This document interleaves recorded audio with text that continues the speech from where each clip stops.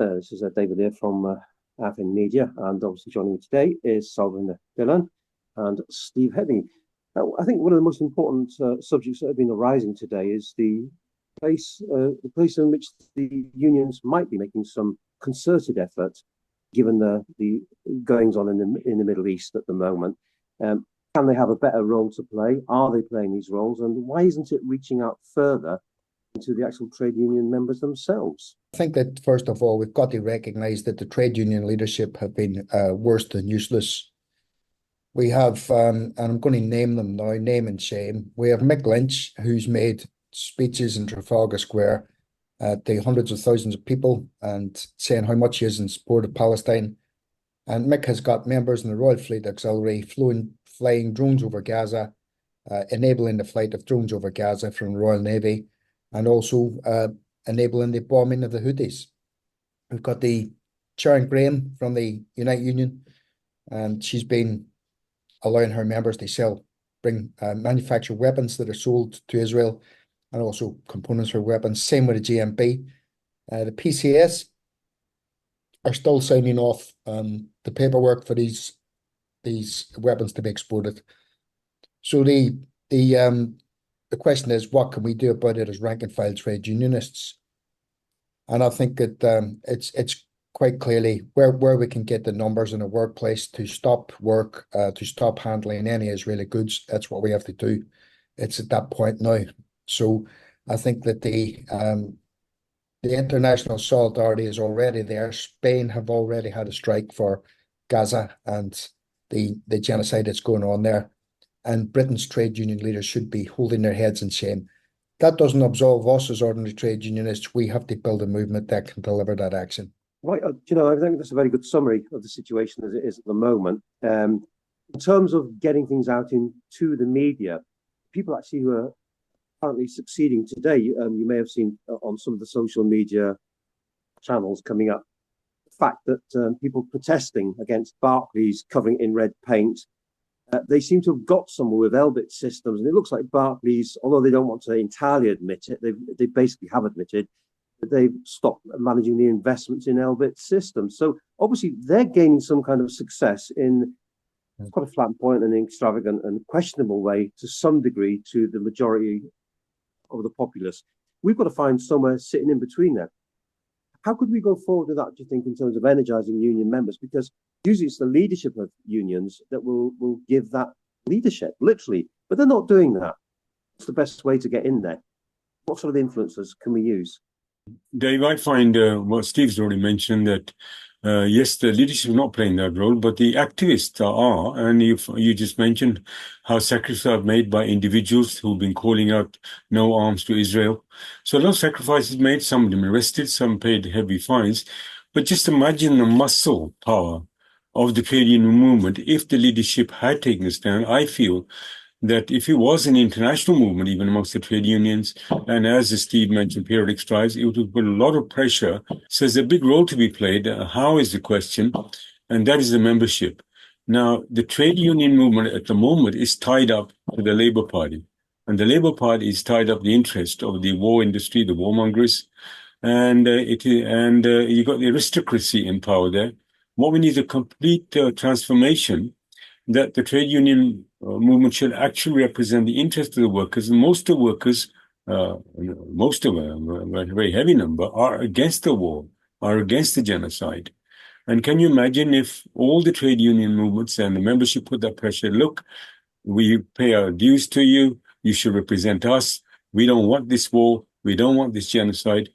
And say if a person working in the ship, flying a plane, now, they could say, this is our right of conscience. As a conscience, we do not want the planes being loaded and our efforts being put in the direction of a genocide. We don't want the ships taking weapons to Israel. So it's not a question of just calling on companies stop arms sales, but it's also a question of the working class using this muscle power to say no to the genocide, no to the war, and the trade union leadership should fulfill our wishes and the wishes of people, and not the aristocracy playing the role of serving the Labour Party, which actually serve the monopoly capitalists and the war industry. you'd like to comment on that first? Well, look, I think it's absolutely right, but the one of the big, very successful strikes, and it was on a very small scale actually, was a strike in Dublin against the apartheid that was going on in South Africa at that time. And the union leadership actually gave a call not to handle South African goods, and workers followed that, and that got international publicity and it had international ramifications. So I think our leaders aren't going to do that, but shame on them for not doing that. Shame on the union leaders for not doing that. Because if they made that call, I'm sure that hundreds of thousands, if not millions of workers in this country would follow it.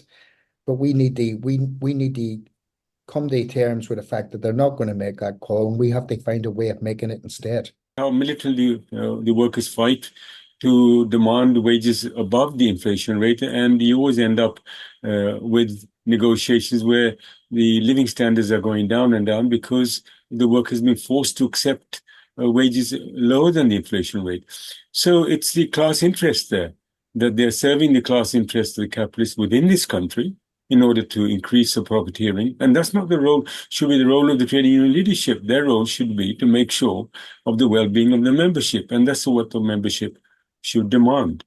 And when that role is being played by them within this country, the same role is being played in the international arena of war, that they're always allying with the interest of the war industry. And all these finance capitals are linked to each other, that they're all profiteering from it. And that's not what the workers stand for, and that's not what workers want in this country. Yeah, I'd like to add to that. Essentially, I think one of the great problems that we're seeing, for instance, out in Palestine, is that people aren't considering that they are workers, that they are contributors to the economy there, and how the economy is actually being shaped by external forces, and now it's being destroyed by external forces. So I think addressing them in terms of a class narrative is probably the best way for anyone over here in trade unions to recognise them. Because at the moment, the way it's been painted far and wide by the media is on a religious or a cultural basis, and that needs to stop. We really need to put in the class basis. They're workers, these are their conditions, and this is what's happening by the third party. I think if we introduce that to the unions, then they may well be able to recognise, in all honesty, and they can't turn it down. It is exactly why they exist, and these should be their comrades abroad that they should be supporting. So perhaps that might open up a further narrative with them, but pretty damn quick is what it needs to be. And could you imagine that if we succeeded in this task of the trade union serving the membership here and against the war, and that led to an international alliance between the trade union movements in the Arab countries, between other countries, it is that kind of a large mass movement that's going to put pressure on all the countries in order to take a stand. At the moment, a lot of countries are serving, as you said, a class interest of their own ruling classes. And it's the people who are having to, the students going on protest, the workers going on protest, the large-scale demonstrations. And Steve mentioned the general strike in Spain. It could happen in this country. And just imagine it if it happened periodically on a global scale. That's how the capitalist class will be hit hard and forced to. And I think Steve can enlighten us further that there's a whole proud history of the British working class, like the dock workers' strike, Steve. Yeah, I mean the dock workers' strike ultimately was unsuccessful, and that we had solidarity all over the world. People refusing to handle goods from the port of Liverpool, where these dockers were sacked. And again, that fell down because the British trade unions, even the dockers' own trade union, TNG at the time, which became Unite, refused to back them, and because of the anti-trade union laws. So we have this bizarre position where workers all over the world were in support of the dockers taking strike action, and they couldn't even officially be backed by the trade union that they belonged to in this country. So the union leaders failed then, and they're failing now. Just the horrors. Just when you think it can't get any worse in Gaza, we see now that they're stopping the United Nations Works and Relief Agency (UNRWA) from delivering food. And even Israel's most staunch allies, like the Americans, like the British, like the Germans are saying that there's no one else in position to deliver that food except UNRWA. So we have deliberate starvation here, but still the imperialist countries are still supplying arms and giving money to Israel. So on one hand, they're criticizing this, on the other hand, they're allowing it to happen. And I think we've got to a position now where I don't believe that the Americans or the British or the Germans are actually even wanting peace. I think they see this as an opportunity to undermine Iran by taking out Iran's allies in the region. And I think this has been a pantomime, this pretending that they're going to go for a ceasefire, when all the time they just want to weaken Iran in the region and ensure the hegemony of Israel. Well, all the struggles between the imperialist countries are for control of energy resources, control of raw materials, and exploitation of cheap labor of those countries. And certainly, that's what they've been doing. That's why they created the Zionist state of Israel, as in order to control that area in terms of resources. And if you look at what's happening even in Russia, that there's a big warmongering noise by NATO that I hope they don't get involved in that way, but they seem to be heading in the direction that they want to actually take control of Russia as well if they could defeat Russia in this present war. And then there's warmongering with China, and that whole conflict is between who's got hegemony. Like China is the rising power, very strong economic power. The whole struggle for markets between these big superpowers is leading to a very dangerous situation in the world, with wars being spread. And I wouldn't be surprised if the theater of war also gets shifted to South Asia, around that Pacific region of the Philippines and all that, the way things are happening. So a big responsibility falls on our shoulders, is that either the people struggle within their countries, and on international level, the unity of those struggles of the working class and the trade unions taking leadership, taking a correct role, will save humanity, or will be in the hands of the capitalist, and the world could face destruction. So if I may just share, so the whole question is democracy. That we've been told, they're defending democracy in Britain, they're defending democracy in USA, but the real democracy of the workers is workers' democracy.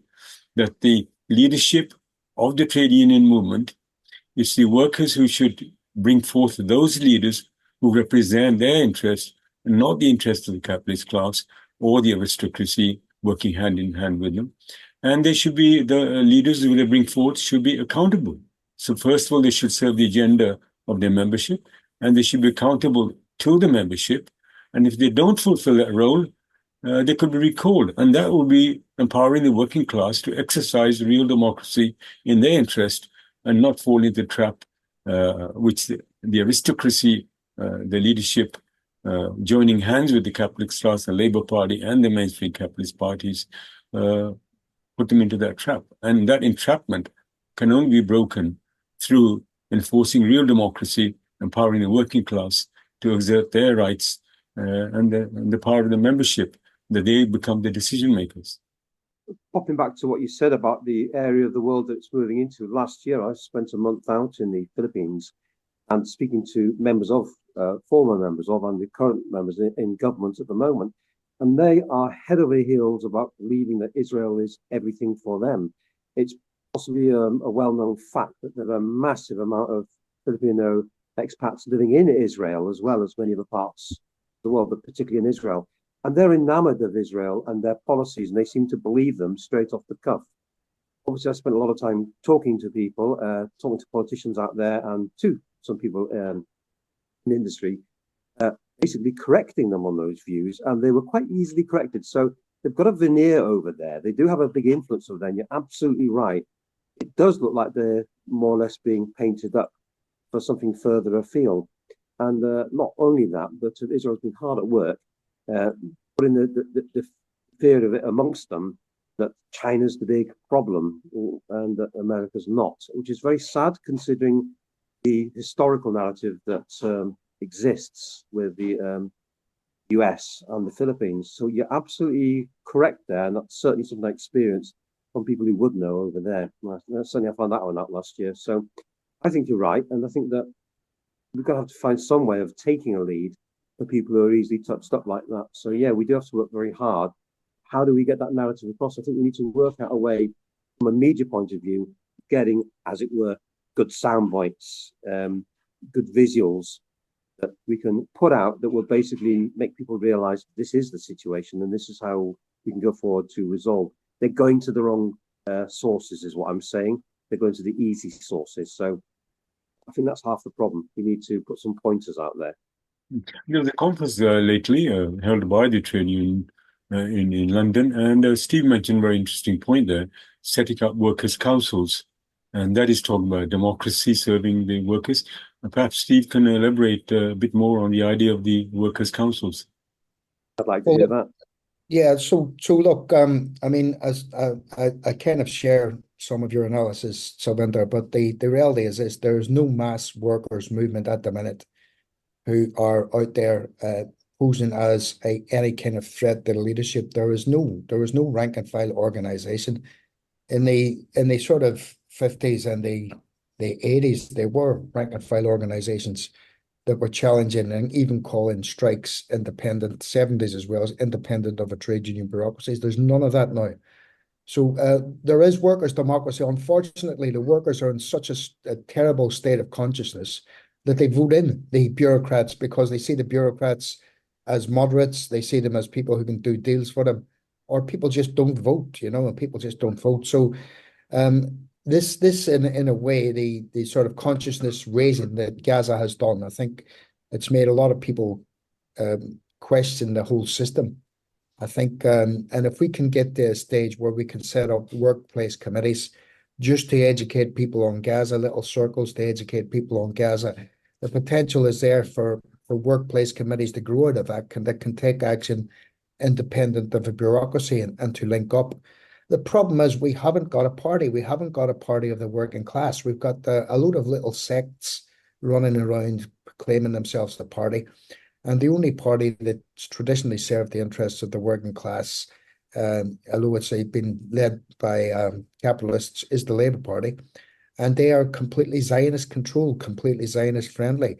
So we need another vehicle, whether that's a party or an organisation that can actually organise workers in each workplace. I think little study circles to begin with. I know it's late in the day, but if we can go further than that, let's go further than that. If there are workplaces where people can call strike action and refuse to handle Israeli goods, let's encourage them to do that. Yeah, this is a good idea, Steve.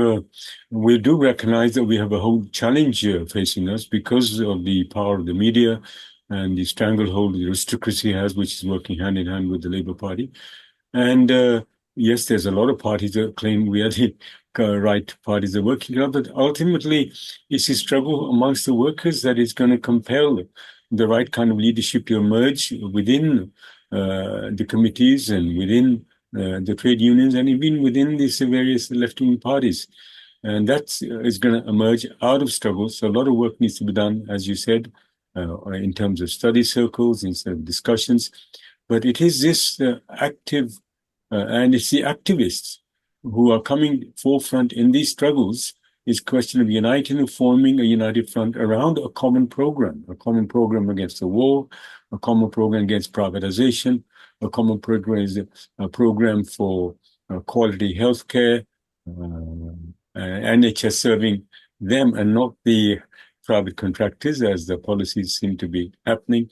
So really, everybody uniting around a program against the war, and it is through that unity and action, the activists can then become a force, bringing about the transformation within the trade unions and within respective working class parties. And out of that struggle will emerge a genuine party, because ultimately the working class will be able to judge who actually is really giving the right leadership to them, and they gravitate towards that. This is a process, and I'm sure ultimately they will become a powerful force, and we can succeed in that direction, but with a lot of hard effort, a lot of sacrifice and struggle. It appears that we're attacking just trade union. We're attacking trade unions or any individuals.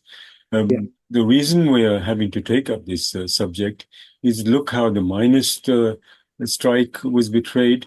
What happened in 1926 So the whole history of the betrayal of the working class is closely linked to the bureaucracy and the aristocracy working hand in hand with the so-called Labour Party, which claims to represent the working class. All that has to be transformed by relying on genuine, sincere activists demanding that they bring forth those leaders who sincerely represent them, or step aside and let those sincere fighting forces come forward and build a united front around the policies and uplifting, you can say, serving the working class. So the working class perspective has to be brought, and the clarity again, which class do you really support? Yeah, class perspective, isn't it? Yeah. Steve, you've definitely got something on that. Yeah, I mean, look, the whole struggle is presented as a kind of nationalist struggle in between Israel and Palestine. But I think that the one thing that we have missed is the fact that the Arab countries have got trade unions, although it's much more difficult to act on a lot of them because there are a lot of undemocratic countries who are run by stooges of imperialism. But if we can get those Arab oil and gas workers not to work, that would stop this conflict stop this genocide within a couple of months, because the knock-on effect that it would have not just on Israel but on America and on the West would just make the whole thing massively expensive, and they would stop it. They would stop it. So that maybe is the key. Whether we can do anything to generate that in the West, I don't know. Our job at the minute, I think, is try to get workers here, not to handle the Israeli goods. And once we can do that, if we can achieve that, then we can make the demand on Arab workers to do the same. Yeah, that's absolutely, yeah.